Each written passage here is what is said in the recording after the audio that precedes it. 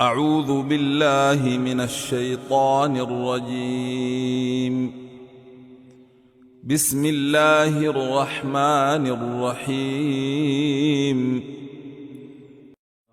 والمحصنات من النساء إلا ما ملكت أيمانكم كتاب الله عليكم وأحل لكم ما وراء ذلكم أن تبتغوا بأموالكم محصنين غير مسافحين، فما استمتعتم به منهن فآتوهن أجورهن فريضة، ولا جناح عليكم فيما تراضيتم به من بعد الفريضة، إن الله كان عليما حكيما. ومن لم يستطع منكم طولا أن ينكح المحصنات المؤمنات فمما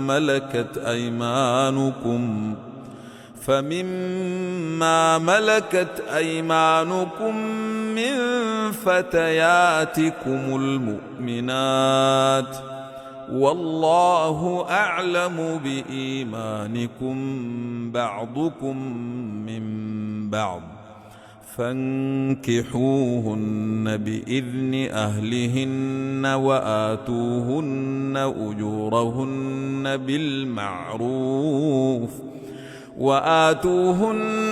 أجورهن بالمعروف محصنات غير مسافحات ولا متخذات أخدان، فإذا أحصن فإن أتين بفاحشة فعليهن نصف ما على المحصنات من العذاب، ذلك لمن خشي العنة منكم، وأن تصبروا خير لكم، والله غفور رحيم. يريد الله ليبين لكم ويهديكم سنن الذين من قبلكم ويتوب عليكم، والله عليم حكيم. والله يريد أن يتوب عليكم ويريد الذين يتبعون الشهوات أن تميلوا ميلا عظيما. يريد الله أن يخفف عنكم وخلق الإنسان ضعيفا.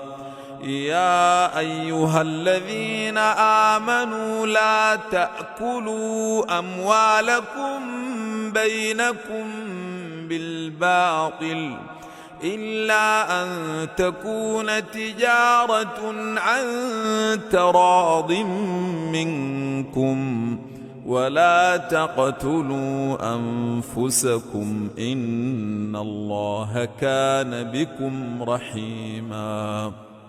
ومن يفعل ذلك عدوانا وظلما فسوف نصليه نارا، وكان ذلك على الله يسيرا.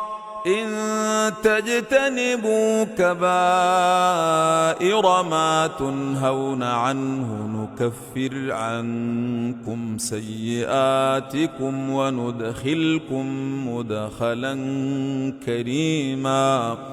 ولا تتمنوا ما فضل الله به بعضكم على بعض، للرجال نصيب مما اكتسبوا وللنساء نصيب مما اكتسبن، واسألوا الله من فضله إن الله كان بكل شيء عليما. ولكل جعلنا موالي مما ترك الوالدان والأقربون والذين عاقدت أيمانكم فآتوهم نصيبهم إن الله كان على كل شيء شهيدا.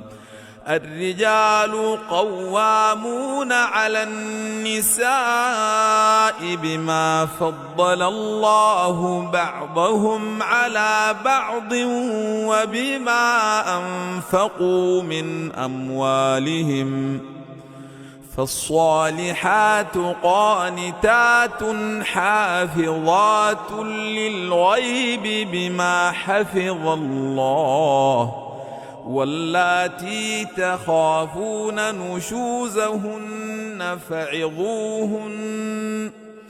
فعظوهن واهجروهن في المضاجع واضربوهن فإن أطعنكم فلا تبغوا عليهن سبيلا إن الله كان عليا كبيرا. وإن خفتم شقاق بينهما فابعثوا حكما من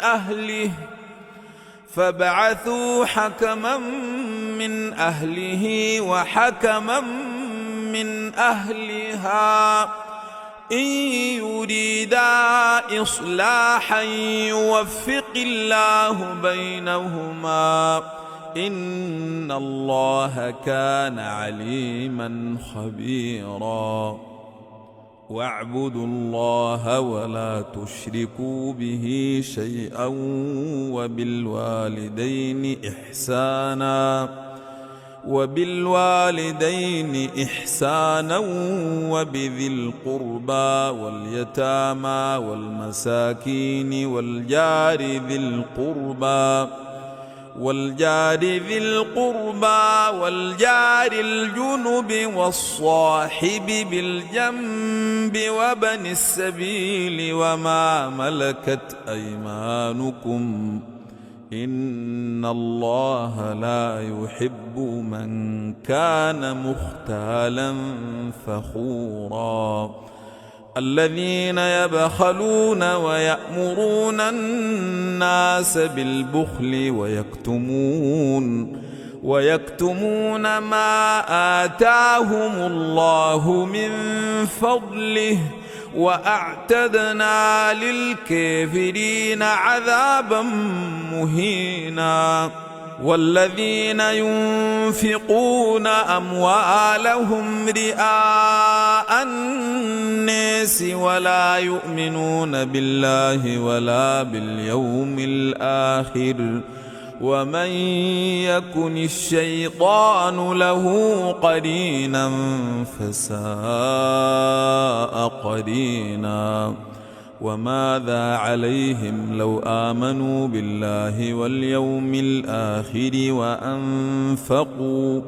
وأنفقوا مما رزقهم الله وكان الله بهم عليما. إن الله لا يظلم مثقال ذرة وإن تك حسنة يضاعفها ويؤت من لدنه أجرا عظيما. فكيف إذا جئنا من كل أمة بشهيد وجئنا بك على هؤلاء شهيدا. يومئذ يود الذين كفروا وعصوا الرسول لو تسوى بهم الأرض ولا يكتمون الله حديثا. يا أيها الذين آمنوا لا تقربوا الصلاة وأنتم سكارى حتى تعلموا ما تقولون ولا جنبا إلا عابري سبيل حتى تغتسلوا وإن كنتم مرضى أو على سفر أو جاء أحد منكم من الغائط أو لامستم النساء فلم تجدوا ماء فتيمموا صعيدا طيبا فامسحوا بوجوهكم وأيديكم إن الله كان عفوا غفورا. ألم تر إلى الذين أوتوا نصيبا من الكتاب يشترون الضلالة ويريدون أن تضلوا السبيل والله أعلم بأعدائكم وكفى بالله وليا وكفى بالله نصيرا. من الذين هادوا يحرفون الكلم عن مواضعه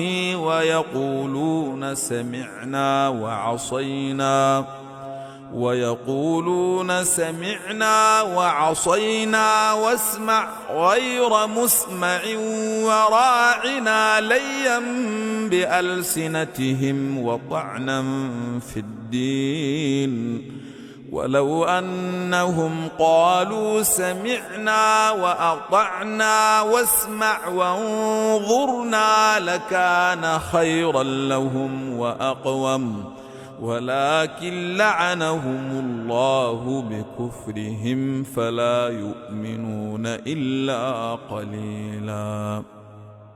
يا أيها الذين أوتوا الكتاب آمنوا بما نزلنا مصدقا لما معكم من قبل أن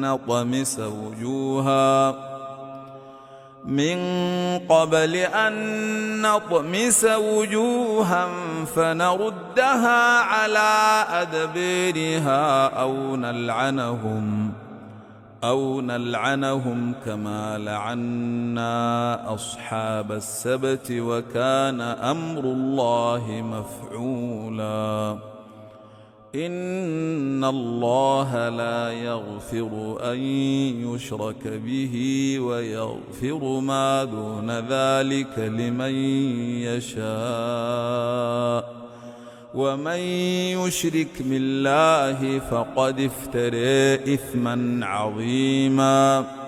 ألم تر إلى الذين يزكون أنفسهم بل الله يزكي من يشاء ولا يظلمون فتيلا. انظر كيف يفترون على الله الكذب وكفى به إثما مبينا. ألم تر إلى الذين أوتوا نصيبا من الكتاب يؤمنون بالجبت والطاغوت ويقولون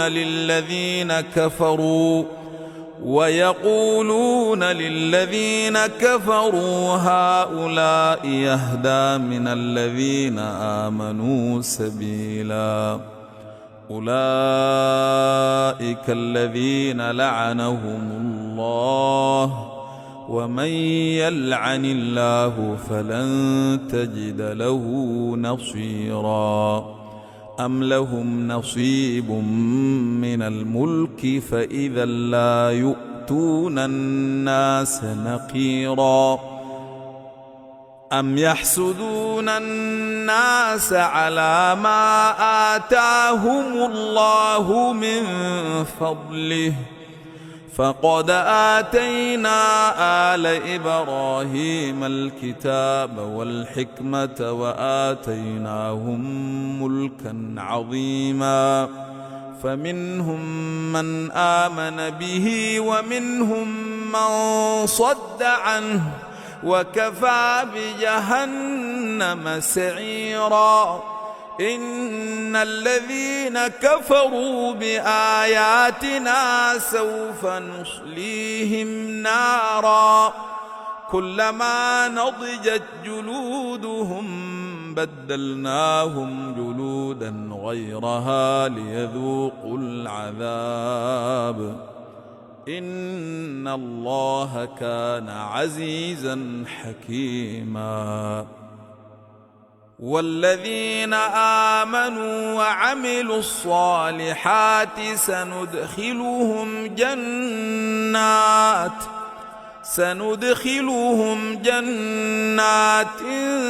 تجري من تحتها الأنهار خالدين فيها أبدا لهم فيها أزواج مطهرة وندخلهم ظلا ظليلا. إن الله يأمركم أن تؤدوا الأمانات إلى أهلها وإذا حكمتم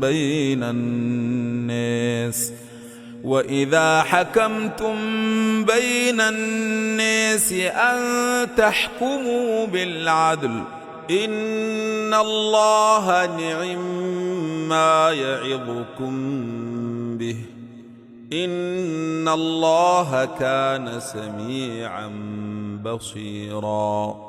يا أيها الذين آمنوا أطيعوا الله وأطيعوا الرسول وأولي الأمر منكم فإن تنازعتم في شيء فردوه إلى الله والرسول إن كنتم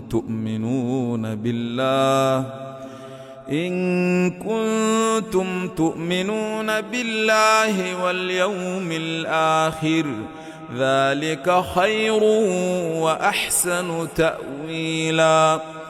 ألم تر إلى الذين يزعمون أنهم آمنوا بما أنزل إليك وما أنزل من قبلك يريدون أن يتحاكموا إلى الطاغوت وقد أمروا أن يكفروا به ويريد الشيطان أن يضلهم ضلالا بعيدا. وإذا قيل لهم تعالوا إلى ما أنزل الله وإلى الرسول رأيت المنافقين يصدون عنك صدودا. فكيف إذا أصابتهم مصيبة بما قدمت أيديهم ثم جاءوك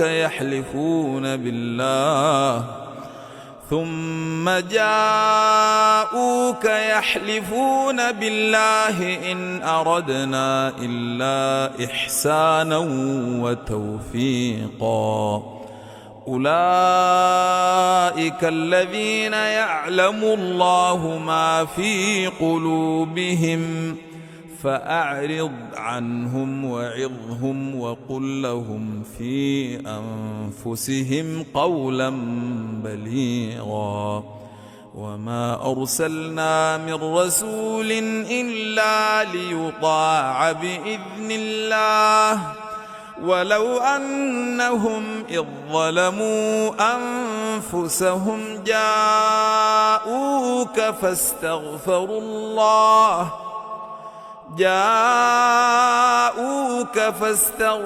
الله واستغفر لهم الرسول لوجدوا الله توابا رحيما. فلا وربك لا يؤمنون حتى يحكموك فيما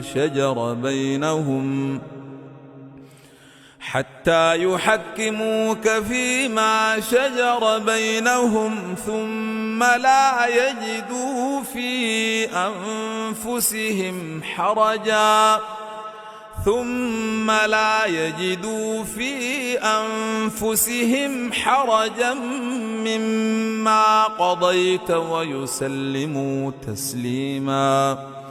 ولو أنا كتبنا عليهم أن اقتلوا أنفسكم أو اخرجوا من دياركم ما فعلوه إلا قليل منهم، ولو أنهم فعلوا ما يوعظون به لكان خيرا لهم وأشد تثبيتا، وإذا لآتيناهم من لدنا أجرا عظيما ولهديناهم صراطا مستقيما. ومن يطع الله والرسول فأولئك مع الذين أنعم الله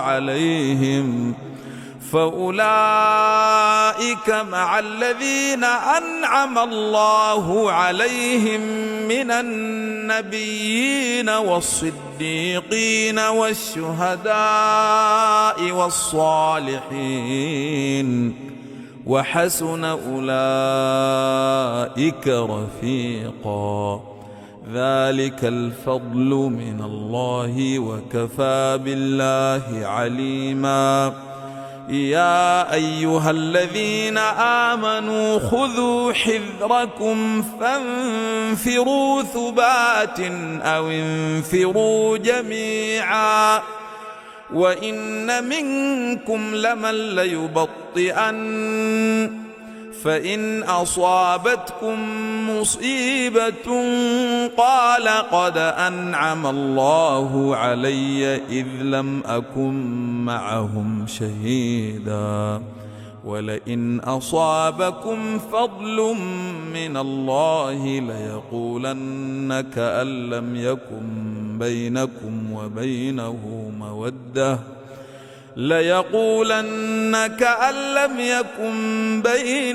وبينه مودة يا ليتني كنت معهم فأفوز فوزا عظيما. فليقاتل في سبيل الله الذين يشرون الحياة الدنيا بالآخرة، ومن يقاتل في سبيل الله فيقتل أو يغلب فسوف نؤتيه أجرا عظيما. وما لكم لا تقاتلون في سبيل الله والمستضعفين من الرجال والنساء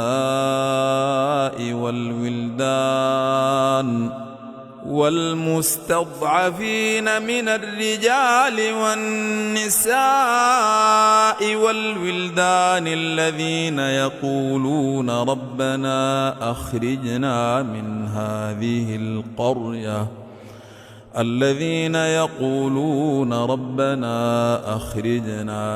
هذه القرية الظالم أهلها واجعل لنا من لدنك وليا واجعل لنا من لدنك نصيرا. الذين آمنوا يقاتلون في سبيل الله والذين كفروا يقاتلون في سبيل الطاغوت فقاتلوا أولياء الشيطان إن كيد الشيطان كان ضعيفا. ألم تر إلى الذين قيل لهم كفوا أيديكم وأقيموا الصلاة وآتوا الزكاة فلما كتب عليهم القتال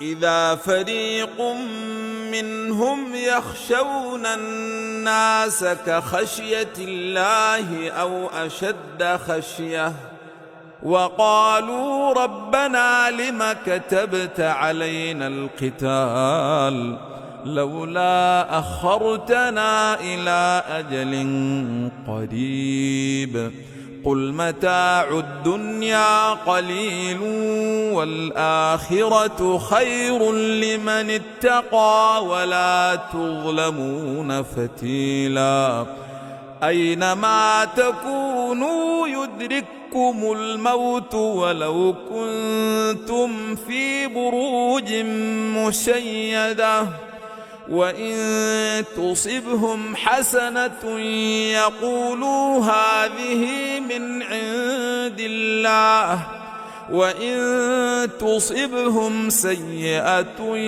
يقولوا هذه من عندك قل كل من عند الله فما لهؤلاء القوم لا يكادون يفقهون حديثا ما أصابك من حسنة فمن الله وما أصابك من سيئة فمن نفسك وأرسلناك للناس رسولا وكفى بالله شهيدا من يطع الرسول فقد أطاع الله ومن تولى فما أرسلناك عليهم حفيظا ويقولون طاعة فإذا برزوا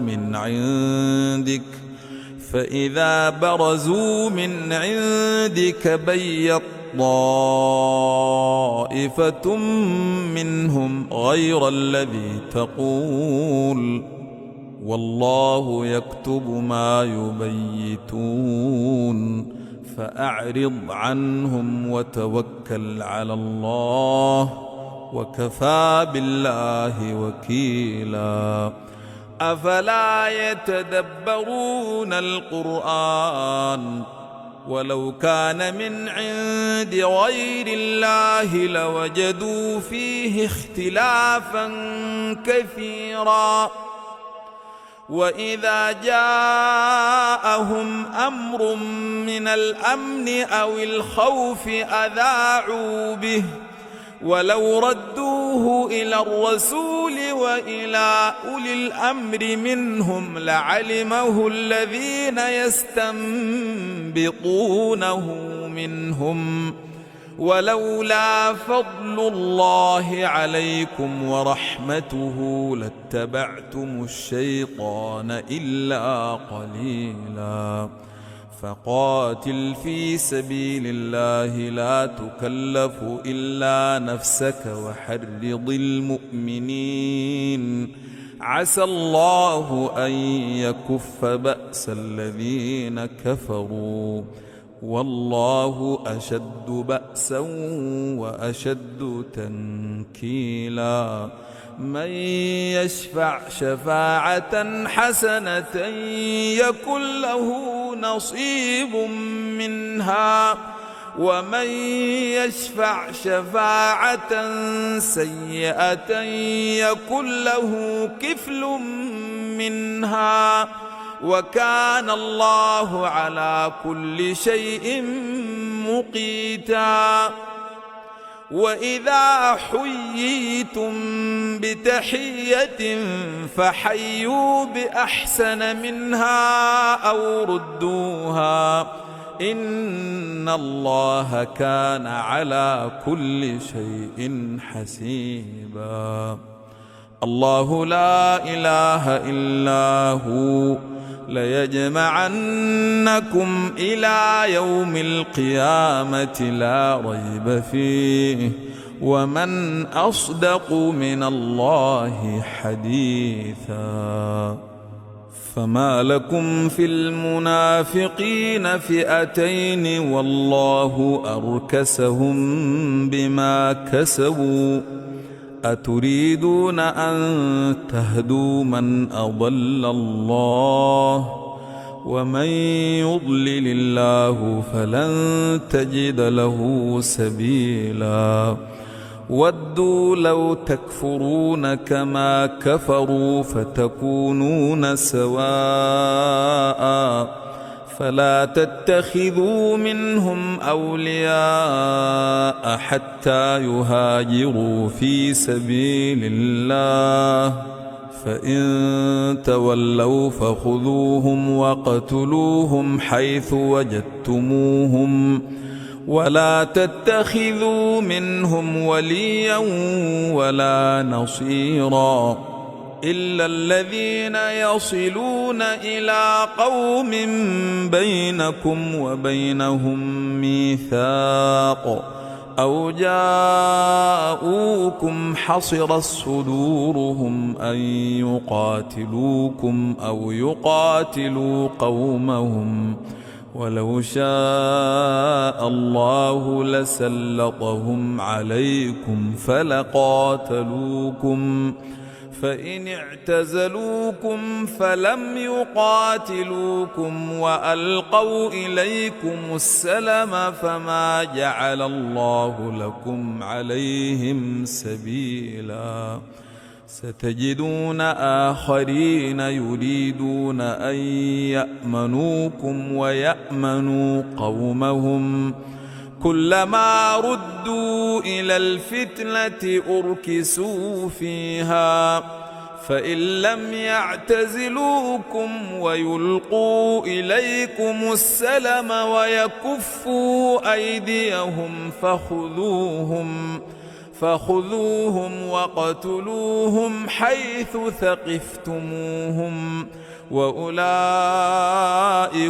جعلنا لكم عليهم سلطانا مبينا وما كان لمؤمن أن يقتل مؤمنا إلا خطأ ومن قتل مؤمنا خطأ فتحرير رقبة مؤمنة ودية مسلمة إلى أهله إلا أن يصدقوا فإن كان من قوم عدو لكم وهو مؤمن فتحرير رقبة مؤمنة وإن كان من قوم بينكم وبينهم ميثاق فدية مسلمة إلى أهله وتحرير رقبة مؤمنة فمن لم يجد فصيام شهرين متتابعين توبة من الله وكان الله عليما حكيما ومن يقتل مؤمنا متعمدا فجزاؤه جهنم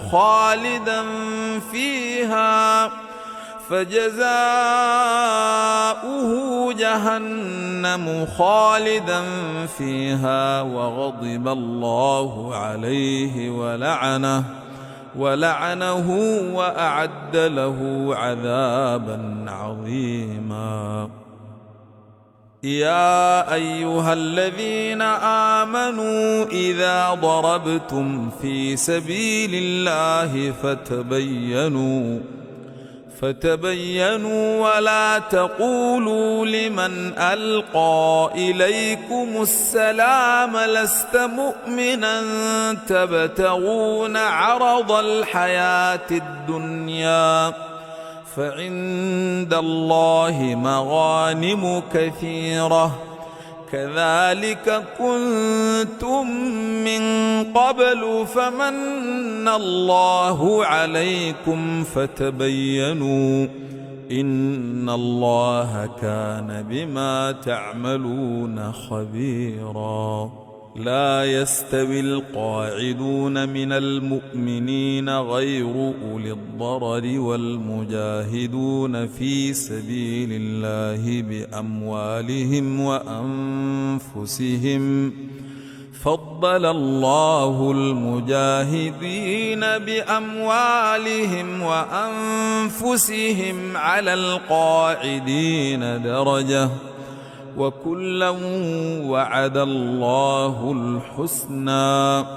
وفضل الله المجاهدين على القاعدين أجرا عظيما، درجات منه ومغفرة ورحمة، وكان الله غفورا رحيما. إن الذين توفاهم الملائكة ظالمي أنفسهم قالوا فيم كنتم؟ قالوا كنا مستضعفين في الأرض. قالوا ألم تكن أرض الله واسعة فتهاجروا فيها، فأولئك مأواهم جهنم وساءت مصيرا.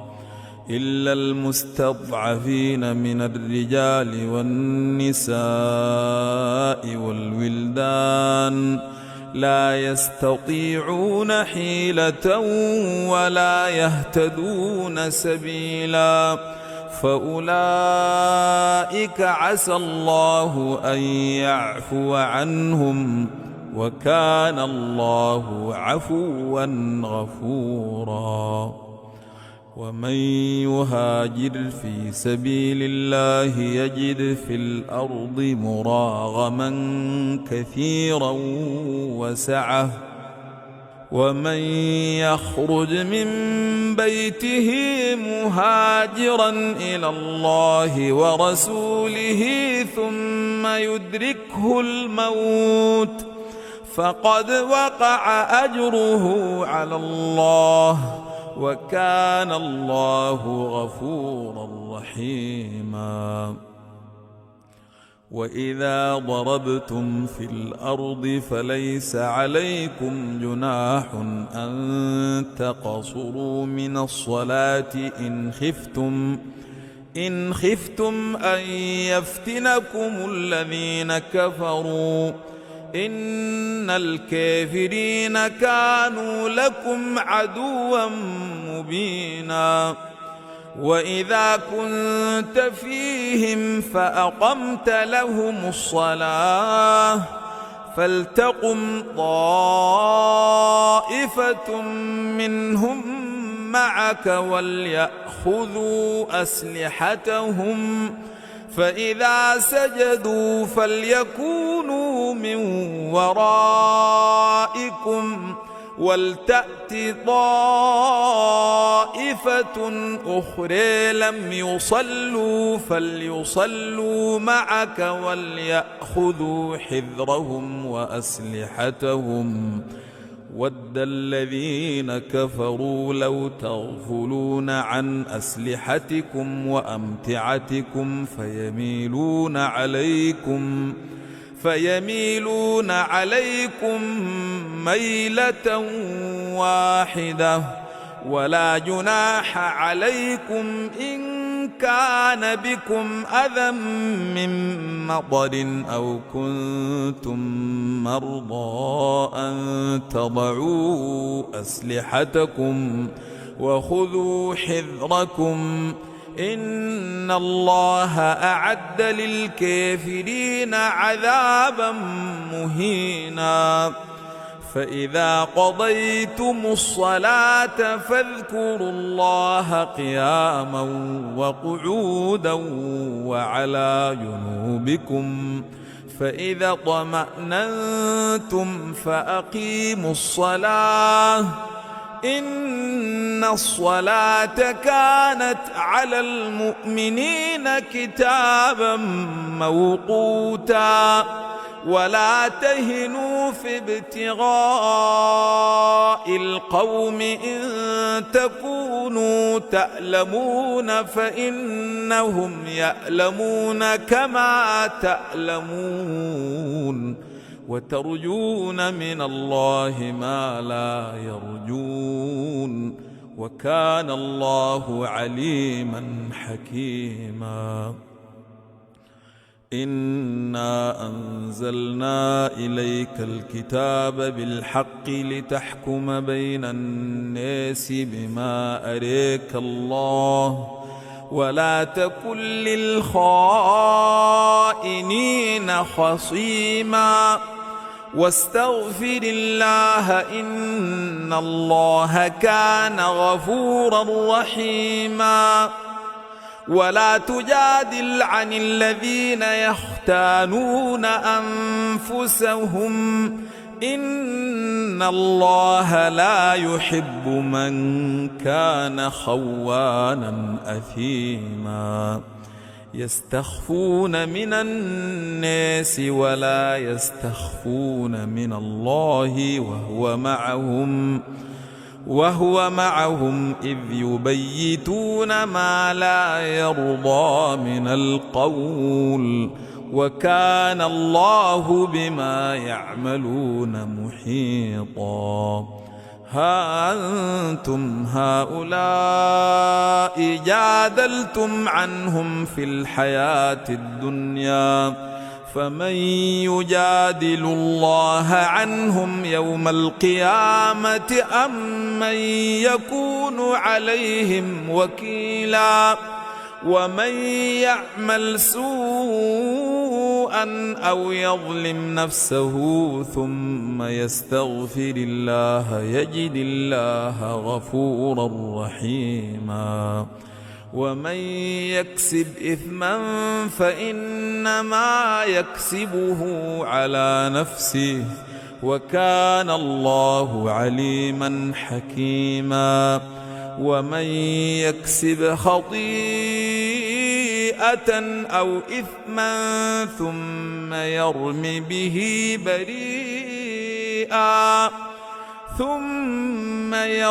به بريئا فقد احتمل بهتانا وإثما مبينا. ولولا فضل الله عليك ورحمته لهمت طائفة منهم أن يضلوك وما يضلون إلا أنفسهم وما يضرونك من شيء وأنزل الله عليك الكتاب والحكمة وعلمك ما لم تكن تعلم وكان فضل الله عليك عظيما. لا خير في كثير من نجواهم إلا من أمر بصدقة أو معروف أو إصلاح بين الناس ومن يفعل ذلك ابتغاء مرضات الله فسوف يؤتيه أجرا عظيما. ومن يشاقق الرسول من بعد ما تبين له الهدى ويتبع غير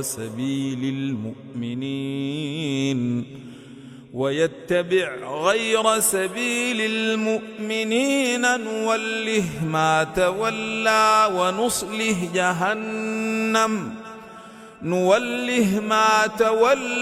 ونصله جهنم وساءت مصيرا. إن الله لا يغفر أن يشرك به ويغفر ما دون ذلك لمن يشاء ومن يشرك بالله فقد ضل ضلالا بعيدا. إن يدعون من دونه إلا إناثا وإن يدعون إلا شيطانا مريدا لعنه الله وقال لأتخذن من عبادك نصيبا مفروضا ولأضلنهم ولأمنينهم ولآمرنهم فليبتكن آذان الأنعام ولآمرنهم فليغيرن خلق الله ومن يتخذ الشيطان وليا من دون الله فقد خسر خسرانا مبينا يعدهم ويمنيهم وما يعدهم الشيطان إلا غرورا أولئك مأواهم جهنم ولا يجدون عنها محيصا والذين آمنوا وعملوا الصالحات سندخلهم جنات تجري من تحتها الأنهار خالدين فيها أبدا وعد الله حقا ومن أصدق من الله قيلا ليس بأمانيكم ولا أماني أهل الكتاب من يعمل سوءا يجز به ولا يجد له من دون الله وليا ولا نصيرا ومن يعمل من الصالحات من ذكر أو أنثى وهو مؤمن فأولئك يدخلون الجنة ولا يظلمون نقيرا ومن أحسن دينا ممن أسلم وجهه لله وهو محسن واتبع ملة إبراهيم حنيفا واتخذ الله إبراهيم خليلا ولله ما في السماوات وما في الأرض وكان الله بكل شيء محيطا ويستفتونك في النساء قل الله يفتيكم فيهن وما يتلى عليكم في الكتاب في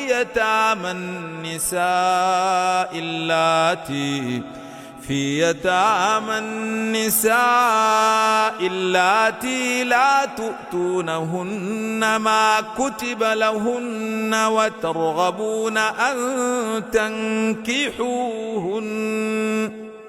والمستضعفين من الولدان وأن تقوموا لليتامى بالقسط وما تفعلوا من خير فإن الله كان به عليما وإن امرأة خافت من بعلها نشوزا أو إعراضا فلا جناح عليهما أن يصالحا بينهما صلحا والصلح خير وأحضرت الأنفس الشح وإن تحسنوا وتتقوا فإن الله كان بما تعملون خبيرا ولن تستطيعوا أن تعدلوا بين النساء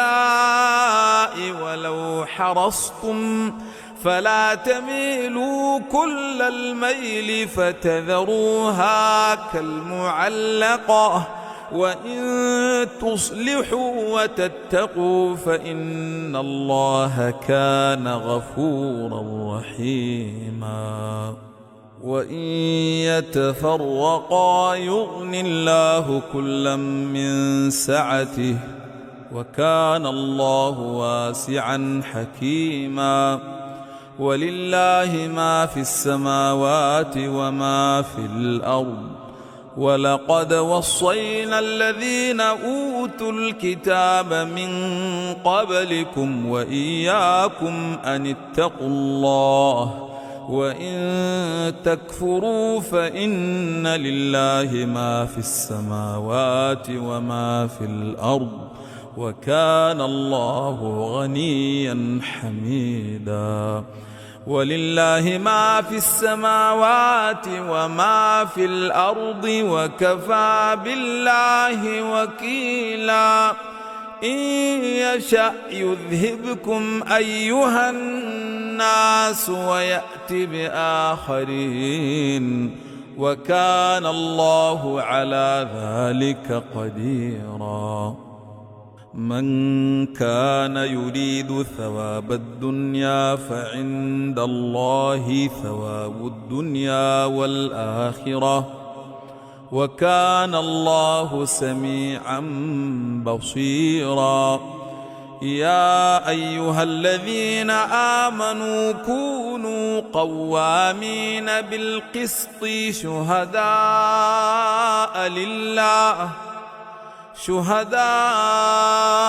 لله ولو على أنفسكم أو الوالدين والأقربين إن يكن غنيا أو فقيرا فالله أولى بهما فلا تتبعوا الهوى أن تعدلوا وإن تلووا أو تعرضوا فإن الله كان بما تعملون خبيرا. يا أيها الذين آمنوا بالله ورسوله والكتاب الذي نزل على رسوله والكتاب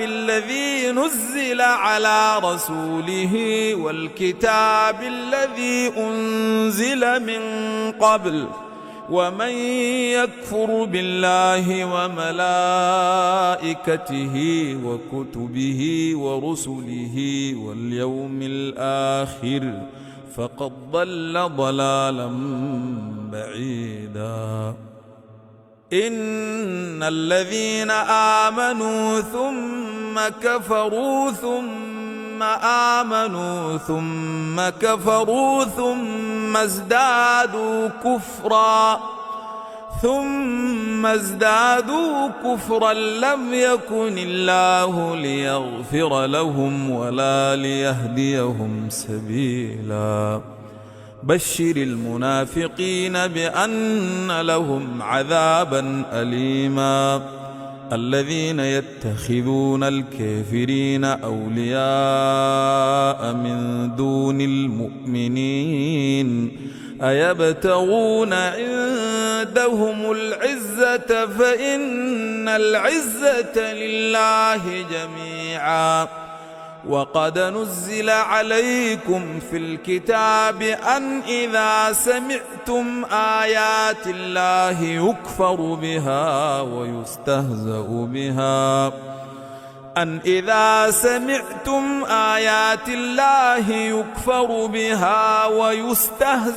بها فلا تقعدوا معهم حتى يخوضوا في حديث غيره إنكم إذا مثلهم إن الله جامع المنافقين والكافرين في جهنم جميعا. الذين يتربصون بكم فإن كان لكم فتح من الله قالوا ألم نكن معكم وإن كان للكافرين نصيب قالوا ألم نستحوذ عليكم ونمنعكم من المؤمنين فالله يحكم بينكم يوم القيامة ولن يجعل الله للكافرين على المؤمنين سبيلا إن المنافقين يخادعون الله وهو خادعهم وإذا قاموا إلى الصلاة قاموا كسالى يراءون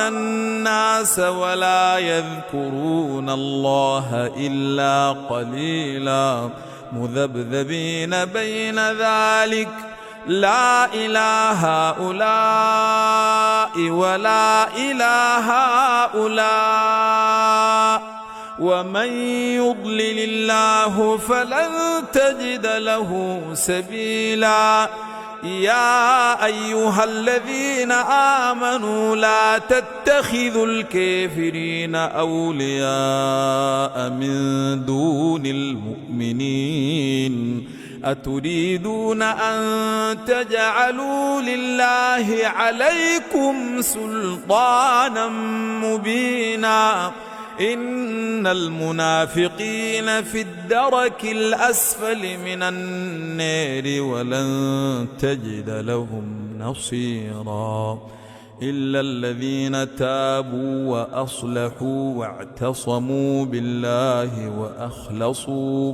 وأخلصوا دينهم لله فأولئك مع المؤمنين وسوف يؤتي الله المؤمنين أجرا عظيما ما يفعل الله بعذابكم إن شكرتم وآمنتم وكان الله شاكرا عليما.